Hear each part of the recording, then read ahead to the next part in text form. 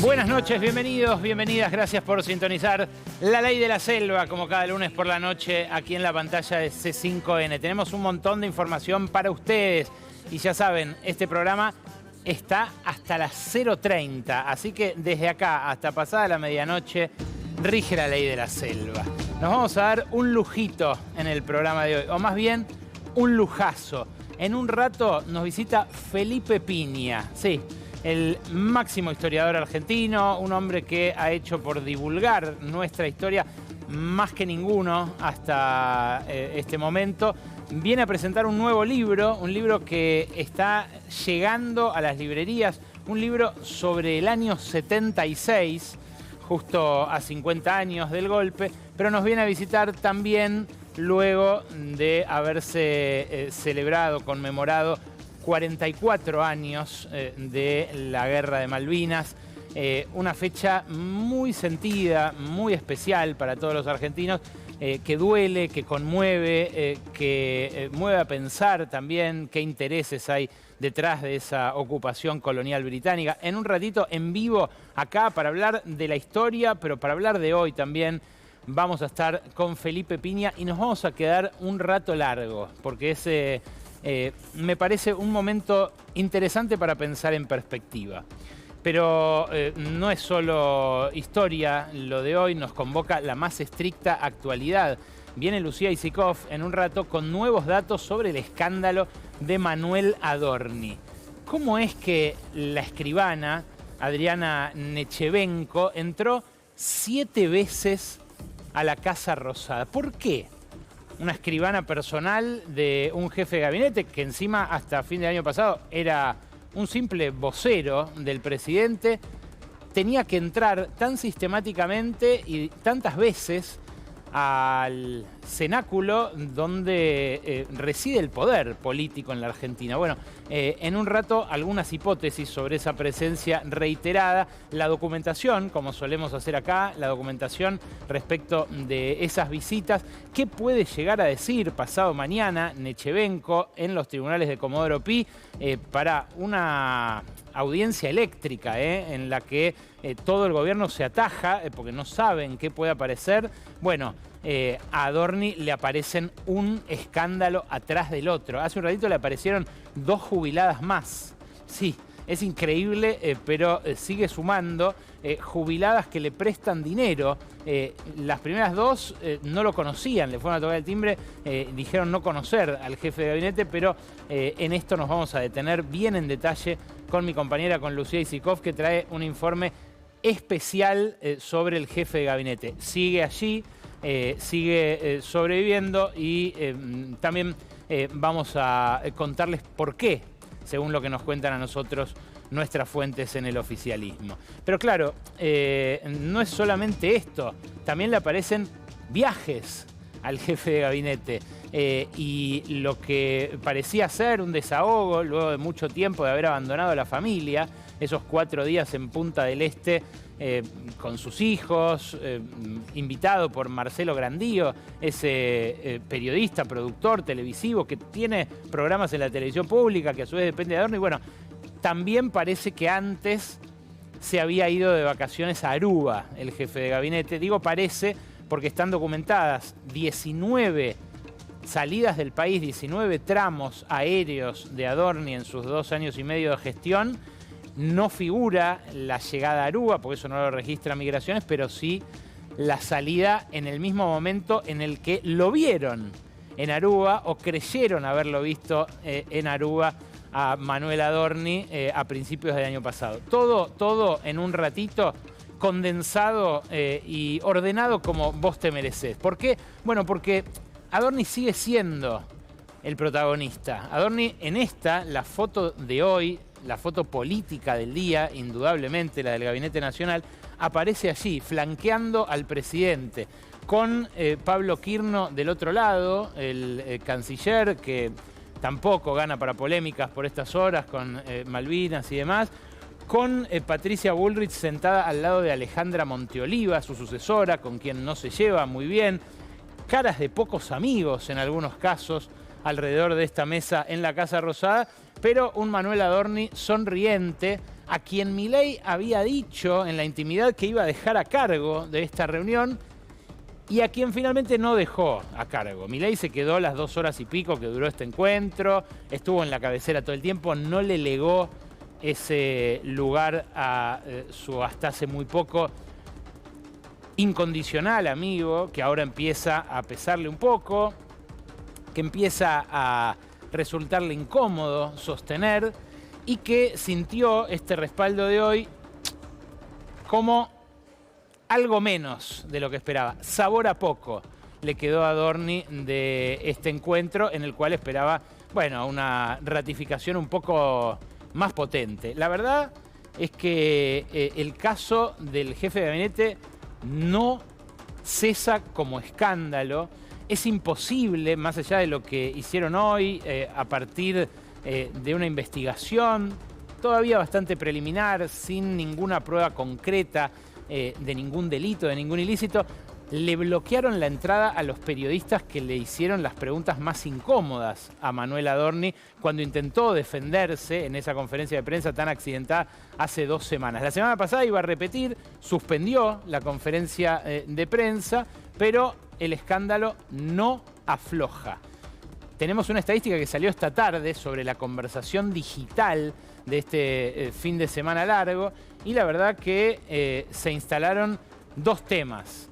El tema de esa campaña de desinformación rusa que tanto empujó el presidente como para que se hable de otra cosa y para que además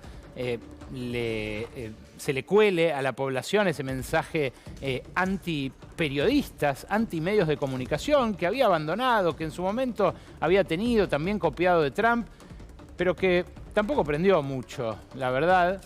Y el otro, el escándalo de los préstamos a los funcionarios, sobre todo del equipo económico del Banco Nación, que ahora vamos ahí. Pero fíjate, ninguno de los 2 casos consigue eclipsar a Manuel Adorni en la conversación digital del fin de semana que pasó. De hecho, la campaña de las agencias rusas sobre supuestos medios de comunicación que habrían recibido supuestos cobros fue propalada por Milei sin parar durante todo el fin de semana largo, retweets, hasta 100 retweets en un día, retweets a cualquier hora de la madrugada, y ahí quedó, realmente eclipsada por una conversación sobre Adorni que se mantiene como el eje político en las redes sociales. Y claro, uno mira la cantidad de tiempo que viene durando el escándalo Adorni, ya va para el mes del inicio, de cuando viajaron a Nueva York y él llevó a la esposa en el avión presidencial. Y bueno, la verdad que empieza a dudar que alguna vez pueda volver a funcionar como vocero, aún cuando saquen a todos los periodistas de la Casa Rosada, porque el que le pueda preguntar en algún momento sobre algo, le va a preguntar por lo que se pregunta la gente, que es cómo hace para mantener el tren de vida que mantiene, ganando lo que ganaba como vocero y lo que gana ahora como jefe de gabinete. Una cantidad de propiedades y de viajes absolutamente injustificables con esos ingresos que ahora está investigando la justicia. Pero vamos a lo de los préstamos del Banco Nación, porque realmente me parece que amerita un subrayado doble. Los funcionarios del equipo económico que han conseguido préstamos blandos, subsidiados del Banco Nación, son personas que desde la campaña presidencial vienen diciendo que al Banco Nación hay que privatizarlo, que hay que convertirlo en una sociedad anónima, que debe ser vendido a capitales privados, si es extranjeros mejor, que no debe subsidiar la tasa de interés, que no debe dirigir la política crediticia, porque no tiene por qué hacerlo el Estado, insisto, según lo que piensa o lo que decía que pensaba la gente que llegó al poder con Javier Milei. Bueno, esos mismos funcionarios son los que ahora están aprovechando esas tasas subsidiadas con acceso preferencial, que no es contra lo que dice Caputo, no es para cualquiera que pase por ahí, por la puerta, por la Plaza de Mayo, por cualquiera de las otras 600 sucursales que tiene el Nación en todo el país, sino que es especial para empleados públicos que cobren su sueldo en el Banco Nación. Claro, es el caso de muchos funcionarios políticos que trabajan en otras áreas. Y estos funcionarios políticos han decidido aprovechar un momento único que consideran el ideal para sacar un préstamo, para hacerlo, aun cuando todos ellos tienen trayectorias muy dilatadas en el sistema financiero. En el caso de Pedro Inchauspe, director del Banco Central, que sacó su crédito en diciembre del año pasado por más de 500 millones de pesos, estamos hablando de alguien que trabaja controlando al sistema financiero, a los mismos bancos en los cuales se dan estos préstamos, incluso en el Banco Nación. Son tanto él como Federico Furiase, el secretario de Finanzas, que lo tenemos por ahí, gente que viene de trabajar en el sector financiero, insisto. Furiase, que sacó no uno, dos préstamos, uno en el Banco Nación y otro en el Banco Ciudad, viene de trabajar en la consultora Anker con Toto Caputo y con Santiago Bausili, el presidente del Banco Central. Claro, en el caso de Furiase lo sacó además en agosto del año pasado y como bien subrayó nuestra colega Rosalía Costantino, lo hizo en medio del tembladeral preelectoral que a muchos los dejó sin el crédito, porque eran los tiempos en los cuales se disparaba la tasa de interés por decisiones de la Secretaría de Finanzas que él podía conocer de antemano. Muchísimas razones como para que la justicia investigue. En este caso no solo el patrimonio, sino también la mecánica de las decisiones. Algo que complica tanto a Furiase como a Inchauspe, como a Felipe Núñez, que ahora voy a hablar de él, es lo que pasó con Leandro Massachesi. Leandro Massachesi era hasta el viernes el jefe de gabinete de Sandra Petovelo, la ministra de Capital Humano. Y ¿saben qué decidió a partir de conocer Sandra Petovelo que él tenía un préstamo de más de 400 millones de pesos? Sí, es el hijo del que fue candidato radical a la presidencia, del exgobernador rionegrino Horacio Massachesi. Lo que dispuso es que se vaya. Afuera se fue Leandro Massachesi. Claro, esa decisión de Petovelo expuso a varios de sus colegas que tienen funcionarios de primera y de segunda línea con préstamos recién otorgados por el Banco Nación.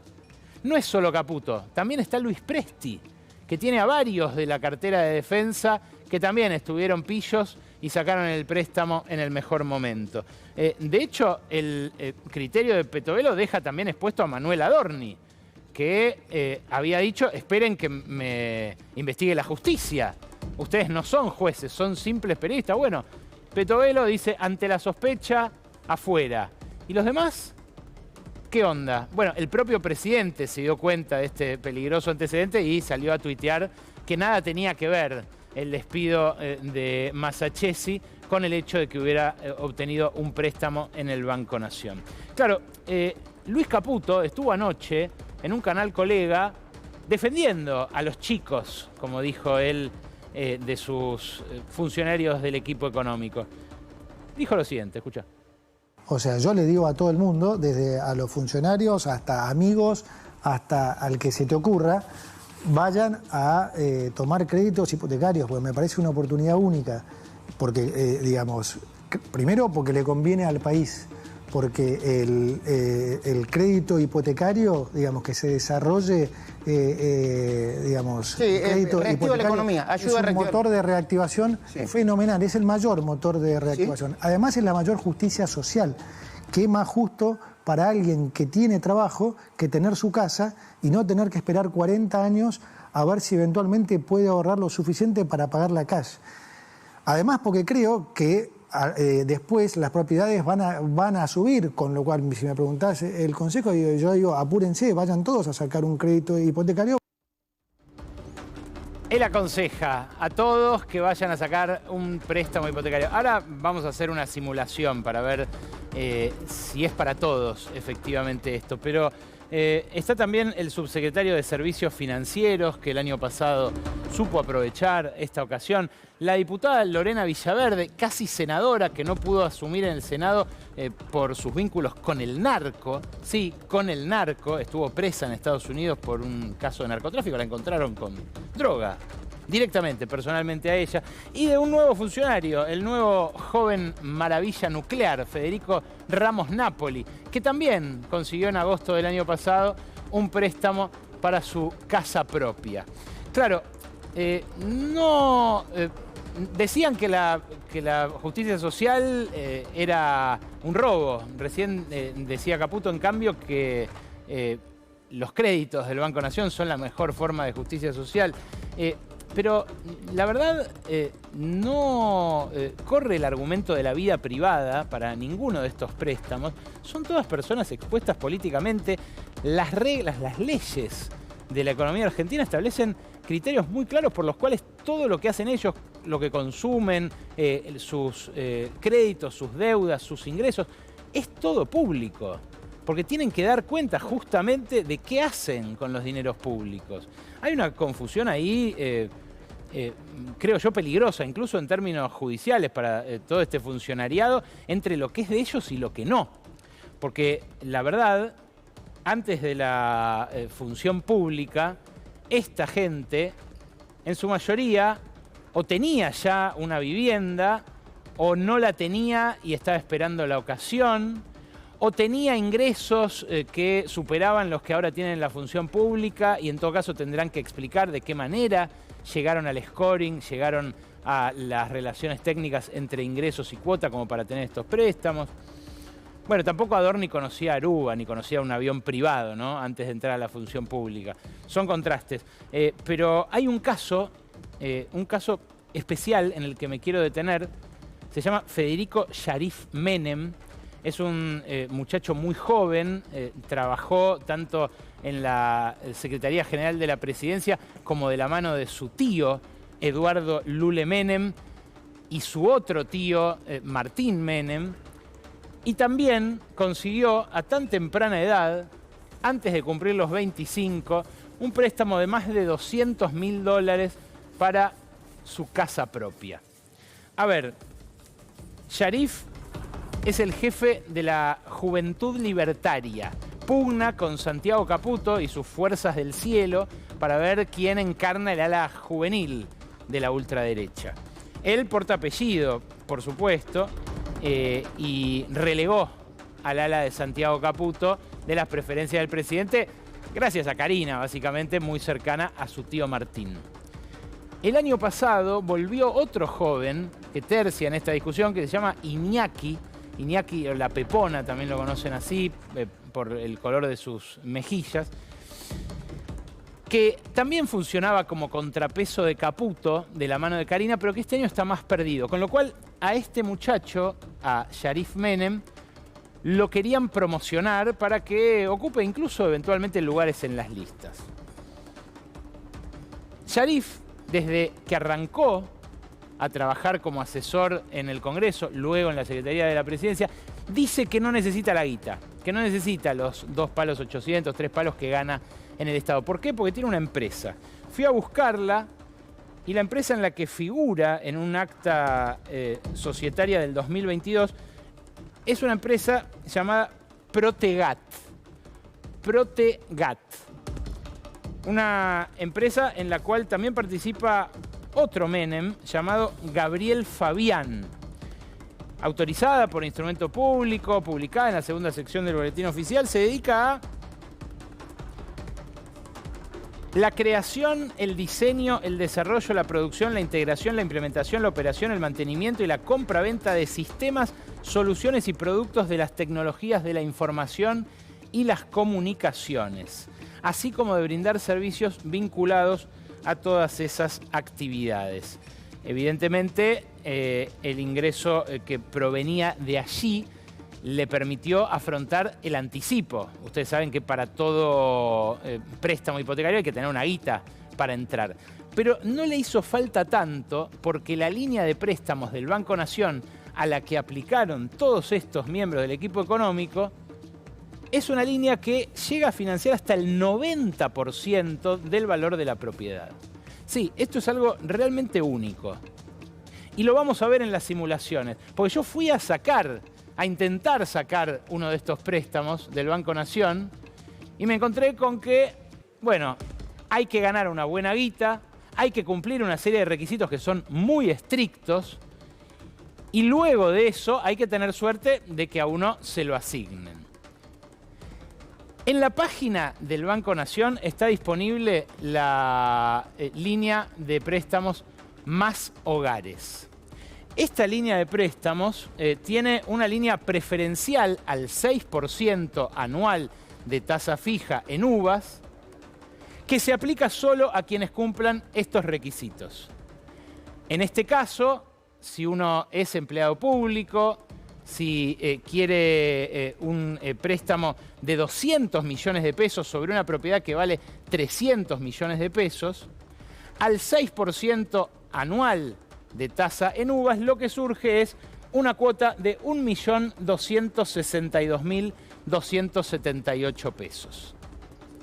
El propio Banco Nación destaca en el simulador que por cobrar el sueldo en el Banco Nación, la persona que saque este préstamo a esta tasa preferencial se va a estar ahorrando 943.102 pesos, que es la diferencia entre esa tasa del 6% y una tasa del 12%, que es la que rige para cualquier hijo de vecino. Acá lo dice, ¿eh? Por cobrar tu sueldo en el Banco Nación estás ahorrando 943.000 pesos, o sea, casi la mitad de la cuota. Este es el tipo de políticas crediticias que harían falta direccionadas hacia distintos sectores que, por ejemplo, han sido castigados por el ajuste, que, por ejemplo, no han tenido acceso a la vivienda a lo largo de las últimas décadas, para solucionar un problema que afecta a 4 millones de familias argentinas. Esos 27.000 préstamos que dice Caputo entregó el Banco Nación, entre los cuales apenas hay 50 y pico para funcionarios políticos, son una gota en el océano del déficit habitacional. Ahora, lo que podría hacerse es que esto le llegue a los que más lo necesiten, no a los que se apuren y a los que tengan algún amigo que les haga avanzar la carpeta.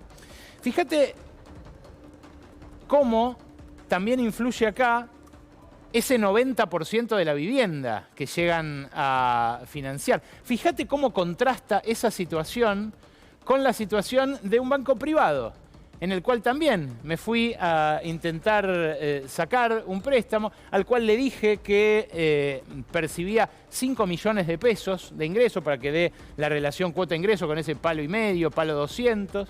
Y fíjate lo que me prestan.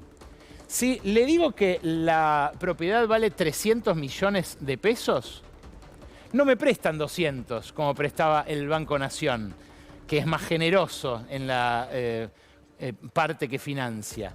Acá lo que me prestan son 144 millones de pesos. Y en ese plazo de 30 años, 360 cuotas, igual que el plazo que tenía en el Banco Nación, la cuota que resulta es de un palo 200. Igual que la cuota que pagaba en el Banco Nación, pero en el Banco Nación recibía 200 palos en vez de 144. O sea, me financian, si soy Federico Furiase, si soy alguno de estos funcionarios políticos, o si soy un empleado en relación de dependencia que cobra a través del Banco Nación, que trabaja en el Estado y que gana esos 5 millones de pesos, el problema es ese, ¿no? Cumplir con todos esos requisitos.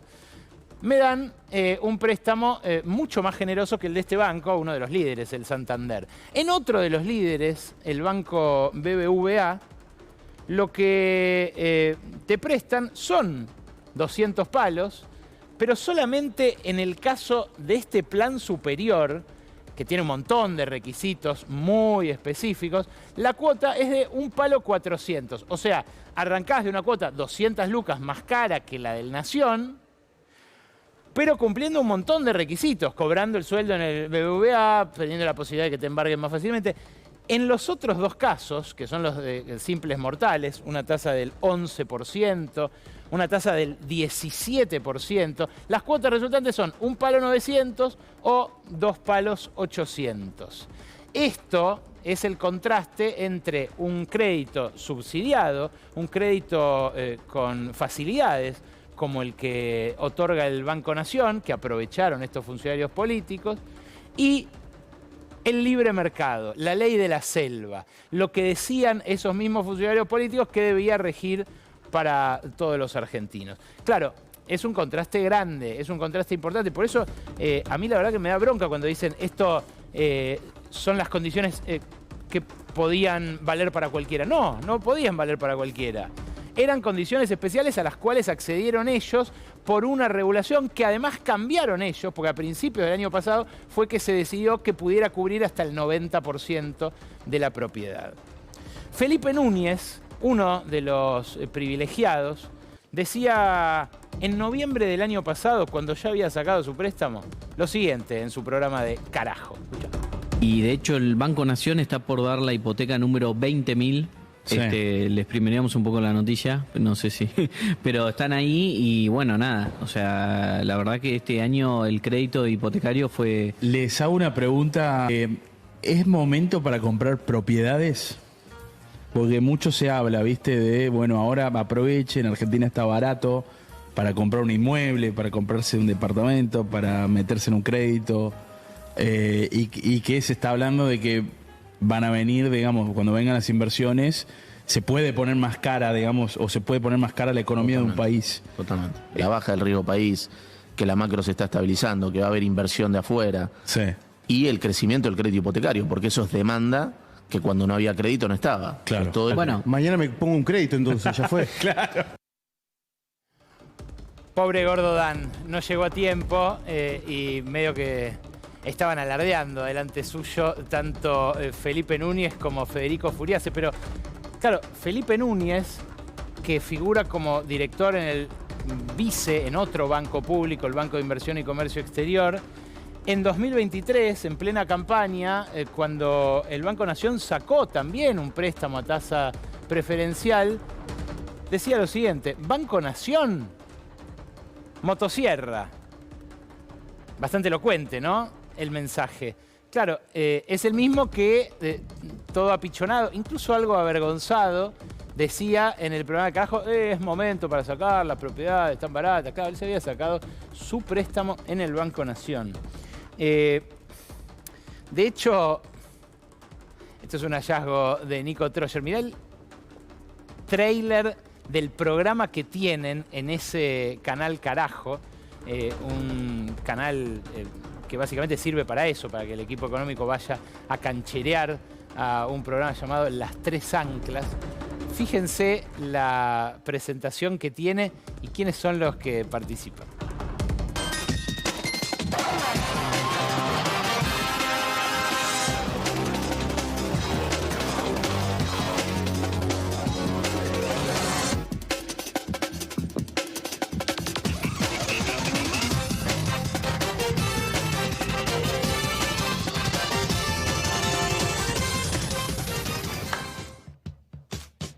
¿Y? ¿Entendiste, Pablito?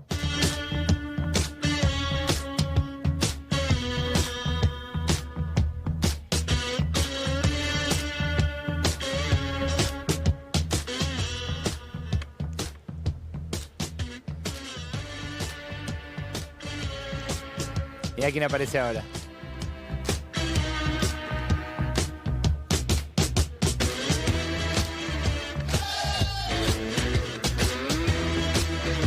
Orgulloso, el ministro de Economía ve salir a sus muchachos.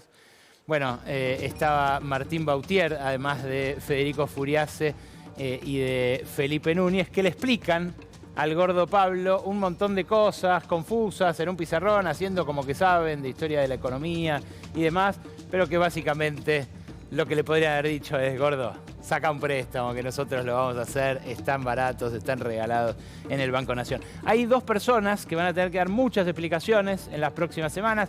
Uno que no está acostumbrado a hacerlo porque viene siendo muy generoso con la pauta publicitaria, es el presidente del Banco Nación, Darío Wasserman, hombre también muy cercano a Karina Milei, esposo de Pilar Ramírez, legisladora porteña y mano derecha para la ciudad de Buenos Aires de la hermanísima presidencial. Y el otro es Daniel Tilliard. Daniel Tilliard es el antecesor de Wasserman en el Banco Nación, bajo cuya gestión se otorgaron todos estos préstamos. Ambos fueron denunciados, primero por Mónica Frade de la Coalición Cívica, luego por otros legisladores. Cayó la causa en el juzgado de Daniel Rafecas, pero las otras dos cayeron, uno en la de Capuchetti, otro en la de Ariel Lijo. Va a ser seguramente un tiempo agitado el que les toque recorrer a ellos en las próximas semanas. Pero mientras se reparten los dólares a la marchanta en el equipo económico, a la economía no le sobran. Y esto se está viendo cada vez más nítidamente en las estadísticas oficiales. Entre enero y febrero de este año, la salida de capitales, la formación de activos externos, orilló los 4.900 millones de dólares. Esto en términos netos es el mayor nivel para un primer bimestre del que se tenga registro. Y fíjense ustedes, este gráfico de la consultora 1816 lo resalta, cómo esas compras de dólares más que compensan el superávit comercial. Aún con super cosecha, aún con vaca muerta, aún con la incipiente minería, lo que hay cuando tenemos arriba el superávit comercial en celeste, abajo el déficit por fuga en amarillo y la raya roja que es el saldo. Desde que abrieron el cepo de la mano del préstamo del Fondo Monetario, la raya roja navega todo el tiempo por debajo del eje, mostrando que faltan dólares. Y que, bueno, esto, lo que vas a ver en la siguiente placa, es una urgencia a atender realmente ya. No hay primer bimestre en el registro que haya tenido más fuga que este primer bimestre. Fueron, como les decía, casi 4.900 millones de dólares. Todos estos años son con cepo, no es que tenga que sacar pecho el peronismo porque haya retenido los dólares. Pero la verdad que lo que pasa cuando se abre la cuenta de capital, en general es esto. Si encima se usa el dólar como ancla, el dólar está barato, los ricos argentinos se tiran de cabeza y compran dólares que luego, convertidos en deuda, tendremos que pagar todos nosotros. Y hablando de deuda, justamente lo que permitió que el Banco Central compre dólares en esta primera parte del año fue la deuda que emitieron tanto las provincias como las empresas. Si vos mirás acá, tenés las emisiones en celeste de las empresas que colocan offshore bonos de deuda. En amarillo, las provincias. Esto está en miles de millones de dólares. Y lo que ocurrió en el primer trimestre del año es que hubo masivas emisiones de deuda, tanto de provincias como de empresas, que el Banco Central aprovechó para comprar, pero así como las compró, se deshizo de esas divisas. En lo que va del 2026, las reservas brutas apenas aumentaron en 151 millones de dólares, siendo que el Banco Central compró más de 4.200 millones. Y la comparación con el resto de la región, bueno, es lapidaria. Fíjate, Uruguay tiene más del 20% de su PBI en reservas en el Banco Central, Paraguay también más de un 20%, Brasil un 16,2%, Colombia un 14,3%, Chile un 14%. Estoy mostrando gobiernos de todos los colores políticos, México un 13,4%. Y bueno, ahí están las magras reservas argentinas, 6,5% del PBI en términos brutos y negativo en términos netos si computamos bueno, lo que calcula el Fondo Monetario, ¿no? Las obligaciones de corto plazo como algo que debe detraerse de las reservas brutas. La verdad que las reservas están ahí, están muy complicadas. Esto genera mucha tensión con el Fondo Monetario. Ahí ves el nivel récord por lo bajo de las reservas netas desde que rige este acuerdo con el Fondo Monetario, y ahí está la conversación con una Cristalina Georgieva que le hace caso en todo al Departamento del Tesoro, a Donald Trump, pero que quizás no tiene a Trump en su mejor momento para conversar sobre estas cosas, ¿no? Con un presidente de los Estados Unidos bastante ocupado en la guerra que desencadenó en Medio Oriente. De hecho, escuchémoslo a Trump 15 segundos y ya me voy a hablar con Felipe Piña. This is a critical period. They have a period of, well, till tomorrow at 8 o'clock. The entire country can be taken out in one night and that night might be tomorrow night. Esto lo dijo esta mañana, o sea, dice que mañana por la noche, cuando venza el nuevo ultimátum que le extendió a Teherán, puede arrasar con todo el país. Ya había dicho el fin de semana que el martes iba a ser el día de los puentes, de las plantas eléctricas. Todos crímenes de guerra, lo que está anunciando. No vale hacer explotar puentes de civiles, centrales eléctricas, hospitales. Todo eso habíamos convenido que no se podía en las guerras y sin embargo Trump lo hace con un secretario de guerra, como lo llama él, el secretario de defensa, que parece más salido de una película o de una serie medio berreta de Netflix que ser un funcionario de verdad. Pero más allá de la incertidumbre generalizada que implica un tipo así para el mundo, un tipo como Donald Trump, lo interesante es lo que le está haciendo hacer a su pupilo, a Javier Milei. Cómo lo está haciendo pisotear su propio credo libremercadista cuando tiene que disponer sobre la nafta que compramos nosotros, los usuarios, los automovilistas argentinos. Dicho sea de paso, hoy empezaron a regir los nuevos esquemas de frecuencias del transporte público y con la excusa de lo que subió el gasoil, los bondi pasan cada vez menos seguido. Este es un daño mayor todavía que el que sufren los automovilistas, que se supone que tienen un pasar como para comprarse un auto. Fíjate lo que salió a decir el presidente de YPF, otro que tampoco recibe muchas críticas en los medios, este fin de semana largo, luego de haber aumentado las naftas un 20% durante marzo. A partir de hoy, en YPF hemos decidido crear un buffer de precios para estabilizar los precios de los combustibles hasta 45 días. Que nosotros vamos a dejar el precio hasta 45 días aproximadamente constante, porque hay otras variables que juegan. YPF te va a ayudar, te va a mantener los precios estables durante estos 45 días. Pero luego de los 45 días, cuando se estabilice el precio, vos me vas a tener que ayudar. Mira el trato que te propone el CEO de YPF, ¿no? Una mano lava la otra y las dos lavan la cara. Ni siquiera lo miraba al pobre Esteban Trebuch. Pero claro, esto que hace YPF ahora es algo que hace después de aumentar el 20% sus precios. Acá tenés lo que aumentó la nafta en Argentina, 18%. Esto es en dólares, precio en surtidor, precio al público. Acá, mira, seguime así te señalo, poneme en esta así te señalo bien el aumento. De acá a acá, lo que aumenta es una nafta que ya era cara. Aumenta ese 18% durante marzo, 5 aumentos, con la joda del micropricing y qué sé yo, no se nota, pero aumentó 5 veces. Parte de $1.20 y llega hasta $1.43. De los precios más caros de la nafta en la región. Es la tercera más cara de Sudamérica. Ahora, en Estados Unidos aumentó más. En Estados Unidos se deja librado realmente a la oferta y la demanda el precio del combustible. Aumentó 35%, pero aún así sigue siendo mucho más barata que en Argentina. Ahora mirá el gráfico horizontalmente.